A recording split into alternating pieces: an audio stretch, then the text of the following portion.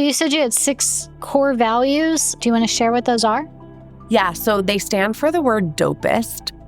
And that came from us just always saying, that's dope, that's awesome. And so we actually made them work with that. So they're actually up here on a board, but it's driven, outgoing, problem solving, enthusiastic, self-aware, and trustworthy.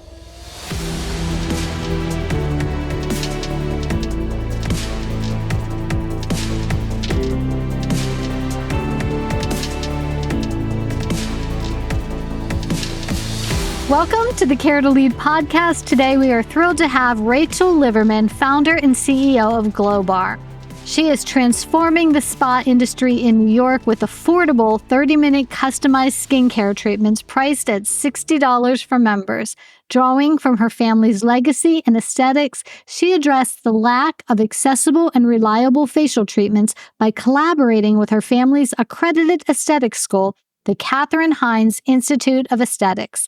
In June 2019, she officially launched Glowbar, introducing approachable facial treatments and an innovative algorithm to simplify the consumer experience and eliminate unnecessary expenses. I'm thrilled to have her here and trying to talk her into opening in Pittsburgh. Welcome, Rachel. Thank you. We will be in Pittsburgh someday. I've got a few friends there, so don't you worry. We've got you top of mind. You've got us covered. That's great. So can you, I know it's like a family legacy and so on, but can you share a little bit more about how you personally decided to start what you're doing right now with Glowbar? Absolutely. So I was in beauty for a decade and loved the industry since a very young age. As you mentioned, my grandmother opened the first accredited aesthetic school in the country. My mom ran the business. She grew it. So I grew up going to our salons, our spas, manufacturing, school, and I fell in love with the beauty industry from a very young age. I graduated and worked in beauty for 10 years for other people, and that was intentional because I wanted to learn through others.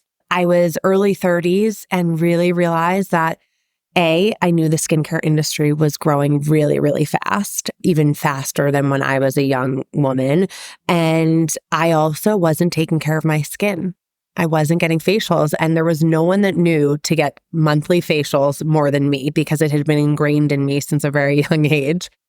I took that 10 years of professional experience and applied it to starting my own business, which is Glowbar. And it really came from a personal need, Cynthia. I was really frustrated with how expensive facials were, how time-consuming they were. I didn't have an hour and a half every single month to spend going to a salon or spa. And then I didn't know who to trust because a lot of people do facials or different facial treatments. And I wanted to go to someone that specialized in them and was the experts in them and would customize the facial to what I needed. I didn't just want to pick from a menu of options. And so combining my familial expertise in skincare with my professional experience, I started Glowbar in 2019, like you said, and it's just been so much fun building it here. We're on the East Coast today and hopefully going everywhere, including Pittsburgh soon. That's awesome. And you mentioned something that is very true for professionals, and that's time commitment. I know for myself, even it's like 2.5 hours to get get your hair done. And then you go to get your nails done and it's like, isn't that relaxing? I'm like, no, it is not relaxing at all. It's like, get me out of here. Like I can't even multitask while that's happening. It makes me crazy. So what drops are those things that you think, well, I can just do this for myself, or I can just buy better products and do it. And you really do lose out, I think, by not getting it done professionally. Yeah, I talk a lot about that. And I actually compare it to when you go to the dentist, 2 times a year, quarterly. A lot of us go now. You're not a hygienist. You don't try to give yourself that quarterly, clean at home. You don't have those tools or that expertise. You're not looking inside mouths all the time. And so you would never replace your hygienist. So why are you replacing or trying to be your esthetician at home? And 9 times out of 10, it causes more problems than benefits. So yeah, we've made it very accessible for people to have a place to come and take care of their skin with an esthetician and not have to mess around at home. Rachel, do you have your own skincare line that people can purchase for the upkeep at home between their facials? Yes. And that's a really important part of our process. So just like getting abs, a personal trainer, you can't just go once a month and expect to have a six pack. You have to do it every single day, every other day, and have a consistent routine. And so a big part of our 30-minute treatment is educating you, understanding what your goals are, how we can support them in the treatment room, but also how we can set you up with a routine for those 29 days in between, your monthly appointments so that you can be taking care of your skin at home. So we work with 4 exclusive brand partners. We do not have our own skincare line yet. And we trust them and have tested them ad nauseum before choosing them. And we've seen so many incredible results with our products that we partner on. Oh, that's awesome. So let's talk a little bit about your locations. Are they franchises? Are they company owned? And how do you choose who opens one of your locations? So we are 100% corporate owned. We're young still. We're kind of like toddlers, I would say. We've been around for 4.5 years and we have 9 studios. So it's important for us to own all of them. And we're still learning every single day, especially as we go to new markets. Like we know the New York and Connecticut markets really well now because that's where we're located. But when we go to New Jersey later this month and then Philly next month, we're going to learn so much more. And so it's really important for us to still own them. And that's my philosophy. But there are a lot of franchise owned businesses that see a lot of success there. But I'm a corporate owned girly, if that's what you want to call me. Do you foresee that changing in the future, or is that like just not on your radar yet? You just want to keep moving with what you're doing and see what happens in the future? So I always say to anyone that's asking me about my business plans, things change so fast, as you know. So like today, what is it? February 5th? I don't believe we will ever be franchised. But life changes. Businesses change. Economies change. Consumers change. Like that could all, regulations change, truly, like laws change. So I think I don't envision us being franchise owned, but always open to pivoting our model if we need to. What are some of the unique challenges that you faced in getting this all going and starting, even just industry-wide challenges? Industry-wide challenges, I think that earning the trust of a consumer with your face is a very unique challenge. If you compare it to a manicure, right? A new nail polish or a manicure service. If you don't like the color, you can take it off. If you get your hair blown out and you don't like the curls, you can go home like we've all done before and straightened it out or fixed it yourself or washed it. When you're asking the consumer to trust you with their face and tweaking, their skin and manipulating it in certain ways, that's a much bigger ask and lift from the consumer. And so being a new one, a new player in the industry, how did we establish credibility, establish trust, get them through the door and say, you can trust us. Like, we promise you, we're not going to this won't be a traumatic experience. That was unique. So marketing had to work really hard for us. We had to do a lot of communication and really talking to the consumer to really have them trust us. Also, real estate is just a whole new ballgame. So I was starting a new skincare company, a new skincare services company, and also starting a real estate business. And real estate in New York is it's a game. It is the Super Bowl of real estate to a certain extent. And so that was also interesting, just learning how that operates. And then also regulations. Each state has different regulations of what you can as an esthetician and can't do. And so learning what those nuances are between state lines is unique. But for the most part, you asked what unique challenges, which I love that you asked that because those were the unique ones. But layer those on top of all of the other challenges that come with any business. It was quite overwhelming, and it still is, learning how to grow. I'm going to guess that your client education had to be twofold, right? Because you have one, and correct me if I'm wrong, if you have one level of clients who never really got facials because it was out of their price range. And now all of a sudden it's in their price range. So you're educating them on the importance and so on. And then you have another clientele who's going to spas and spending hundreds and hundreds of dollars thinking that, well, if I'm not spending that much, it must not be a very good facial. So you have to educate both ends of that spectrum to say that, hey, we've made a high quality product at an affordable price. Is that accurate? You're spot on. And I wish I had that articulation early on that you just said. I wish you chatted sooner because it took a little while to understand that, right? You're testing marketing. And by the way, when I say marketing, back at the beginning, that was me and like one or two other people just throwing stuff up on our website. Obviously, like we worked with, a really amazing team to build out our website and the copy, but after you've got your website up and the copy done for that, then you have social media, email marketing, studio marketing, or you can, communicate those things. And it was a little bit of all hands on deck for that. But yeah, we had to convince people to get their first facial or get a different facial.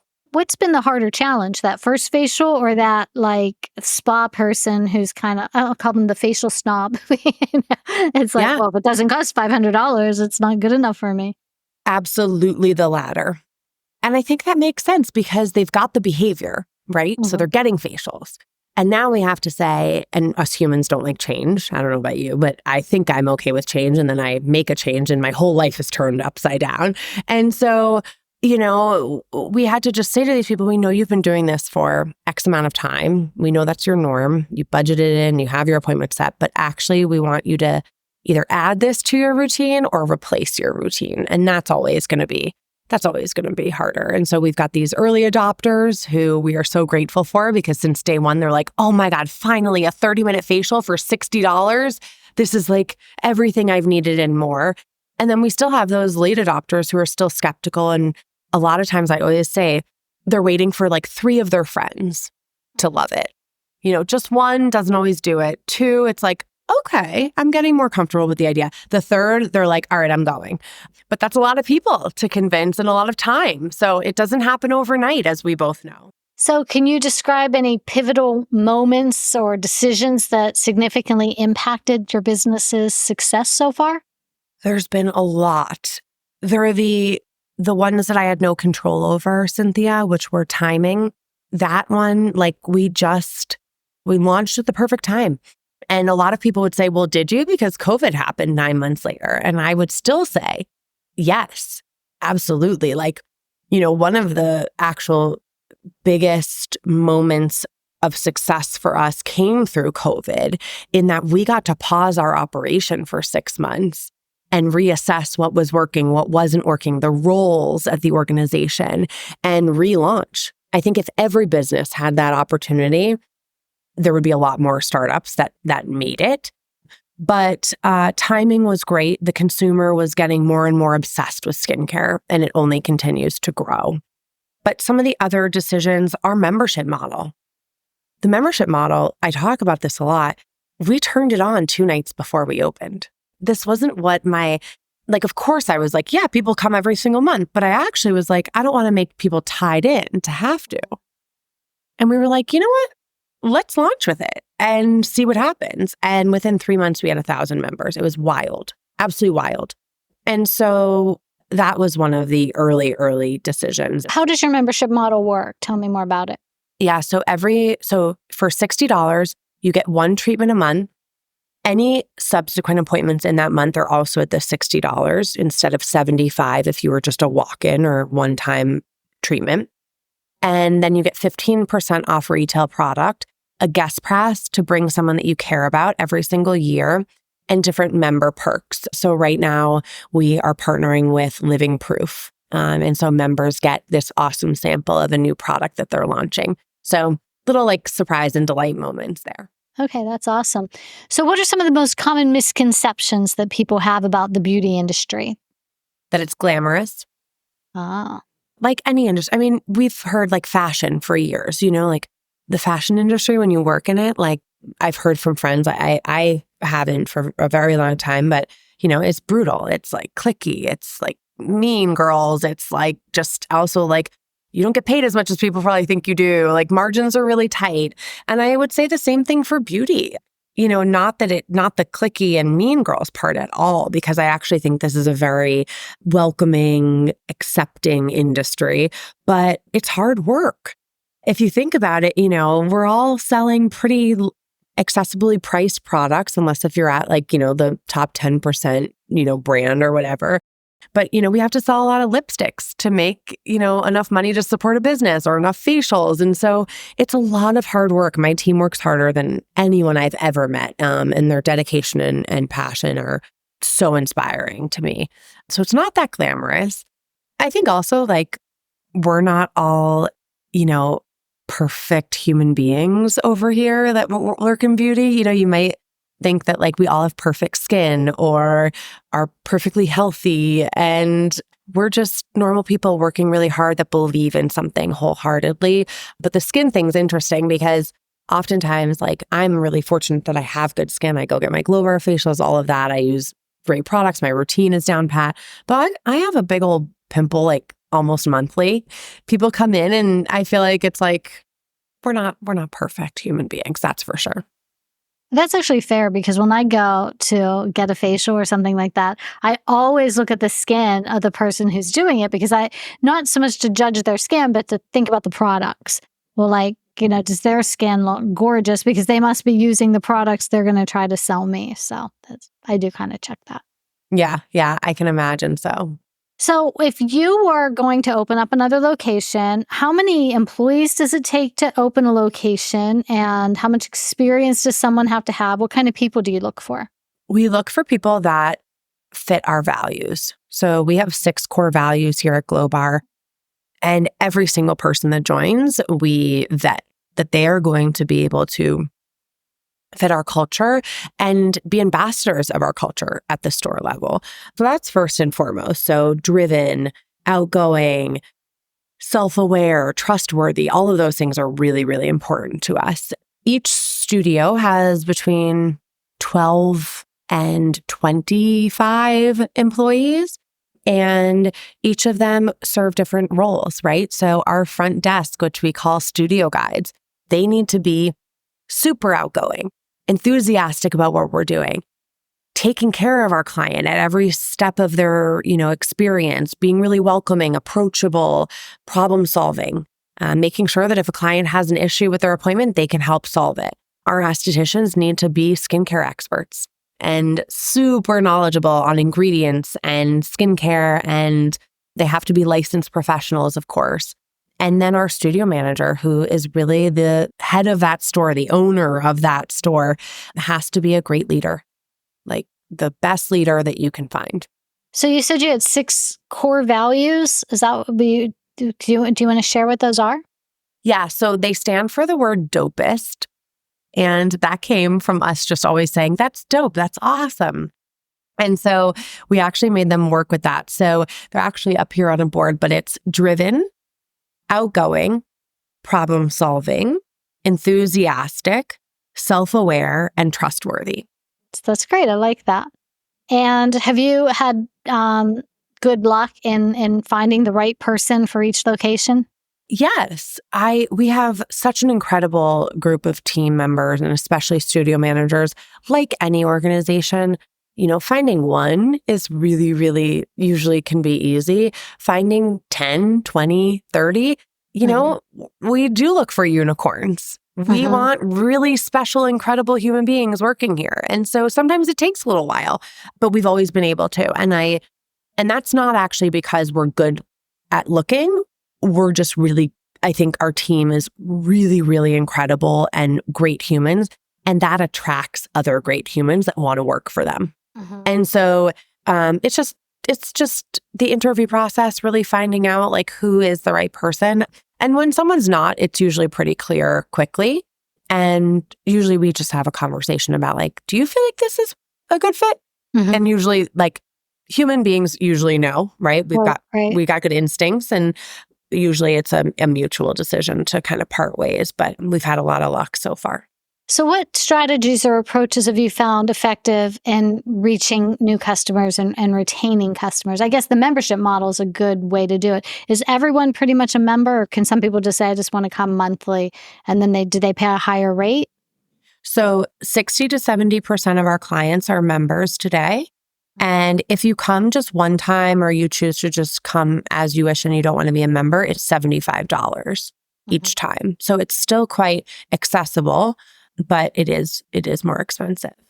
So giving that little bit of a discount and having someone become a member, what I know, like with my business, right, with coaching, and when people have skin in the game, in your case, it's more literal than in my Yes. case. Love that pun. When they have skin in the game, they're more willing, they're going to see it through.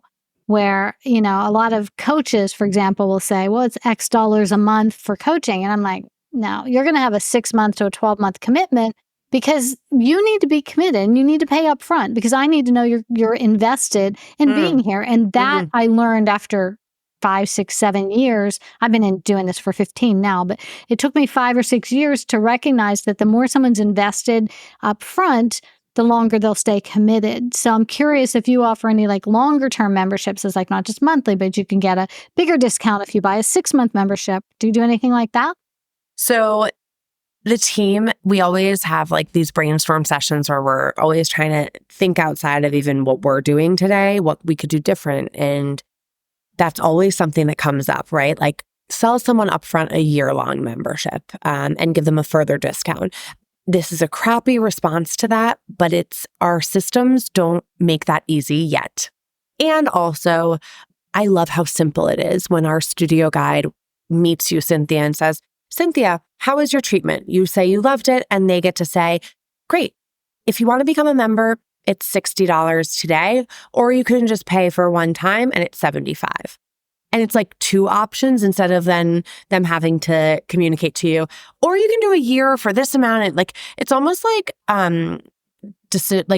what's it called? Like option paralysis or decision paralysis. Right. It's so we haven't gone there yet. I think it's a great idea. I think a lot of people, like our most loyal, would love that and appreciate the discount. So it's definitely something that we think about and are talking through as the company grows. Yeah, I think it's a fine line because you don't want to end up like the Planet Fitness of facials, right? You don't want people buying these memberships that they don't use. I know my son is an acupuncturist and he does facial acupuncture and he sells like packages for that. So it gets them to come in like buy 12 and so on. But I can see where it's a slippery slope. You have to be careful with it. Yeah. But it's a good idea. So are there any technologies or resources that have been game changers for your business? A lot of them, this is going to be like a very obvious answer, but Google Suite to me is just simple. It's got some great little tips, like little tricks that you can do for efficiency. This is so silly and maybe it's not that advanced, but the snooze option on Gmail helps me organize my inbox. It's simple. There's a task button now. We use Boomerang here, which also is like like Google Suite thing you can add on to like basically like manage your calendar better. That's just been a really simple system for us to use. We try to keep it as simple as possible. Everything we do here, that's like a tenet of the brand. But we have a great booking platform. We use Boulevard as our provider there. And then we use Klaviyo for email marketing. So we have really great partners and we've made some switches along the years and we will continue to. But those are the ones that like come to mind. ADP has also been great for us for our like HRIS. Mm-hmm. Are there any case studies or success stories that you could share, like not giving people's names or anything, that like have really showed can describe for our listeners the impact that your services have been having on people? Yeah, there's a couple that really come to mind when I talk about this. There's one group of people that we've heard from a lot that has made the greatest impact on and has made the biggest impact on me, like knowing that we're like helping people and taking care of them. And that's teachers. So teachers historically, from what I've heard from our clients, haven't had the time or it's been too expensive for them to take care of their skin. And I would imagine take care of themselves, right? Because teachers are up, they have to be at school at 7, they take care of these students all day. And then after school, they have to plan for the next day and then hopefully have time with their family or friends or just have time to themselves. And we've just heard overwhelming response from teachers and even nurses. So people that take care of other people, how great Glowbar has been because it's just 30 minutes. So they can do it right before work or right after work or even later at night because we're open till 8 or 9 p.m. at most of our studios, and that they can afford it. It doesn't break the bank. And so it fits in their schedule and their budget. And that makes me just over the moon that the people that take care of our loved ones are able to take care of themselves. And then we have endless stories of people that had terrible acne and breakouts and hyperpigmentation, things that really made them have low self-esteem when it came to their skin, and started coming to Glowbar and saw drastic, dramatic results where they now feel more confident in their skin every single day. And that's our mission. And so that makes me really, really feel like we are doing good for this world. And we hope that everyone feels that way. I love that. And actually, as you talked about teachers, it made me think there's nurses and food industry, service industry people that are constantly taking care of others. And what gets put off is, taking care of themselves. And by making it affordable and time efficient, which is probably equally, if not more important than the financial side of it, that's really a gift that you're giving to women everywhere. It's empowering. Do men, speaking of which, I'm being very, is it sexist? I'm being women. Do men come to Glowbar? Yes. And we intentionally made Glowbar very welcoming to anyone with skin. And so we intentionally didn't make it pink and purple and feeling kind of like, a spa or girly, because we wanted anyone to feel comfortable in our doors.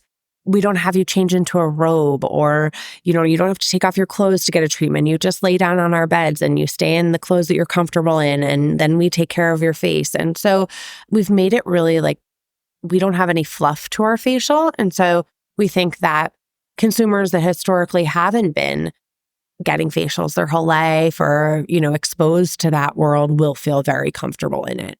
So we hope it's not a polarizing experience. Oh, that's great. So how do you see the future of the beauty industry evolving, and what opportunities do you think that holds? Yeah, I think technology is always going to make it more and more innovative, and technology is only getting more wild over the years. So I think that we will continue to see a lot of innovations in at-home devices. Technology in the treatment room will continue to evolve. Efficiency. So how can we do things quicker? Time is our greatest asset. And I think Glowbar struck on that early on, but I think a lot of people are catching on. How can you really in 3 minutes do an LED mask and have it be effective?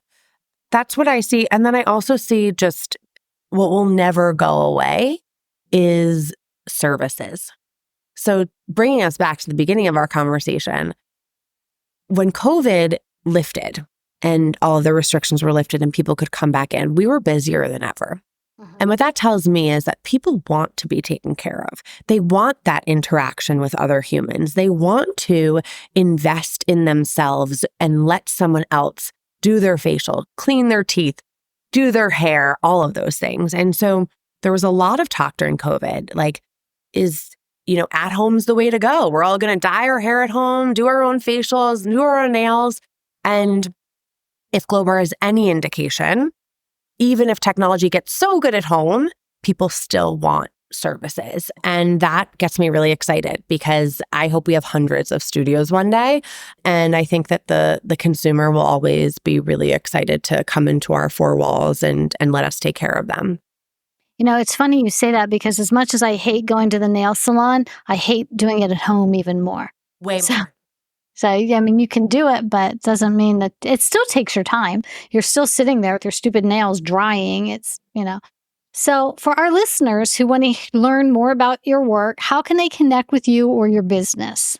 Yeah. So Instagram is the best way to connect with me. I'm in my DMs all the time, whether my husband likes it or not. It's at Rachelista. And then Glowbar is simply Glowbar with a W, .com. And or on Instagram at Glowbar. We're also on TikTok at Glowbar. So it's pretty easy to find any of us. And we love hearing from our clients or people that just want to chat. So I welcome it all. Oh, that's great. And all of your links they're already in with the Authority article. They'll be, and make sure they're there when we upload this video. They'll be on the YouTube and anywhere else that we have a podcast. It'll be in the show notes as well. Fantastic.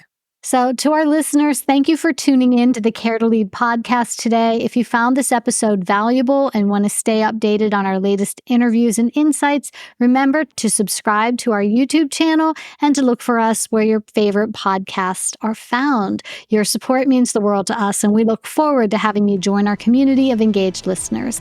Until next time, remember that leaders who care to lead. Thank you. And thank you, Rachel, for being here. Thank you.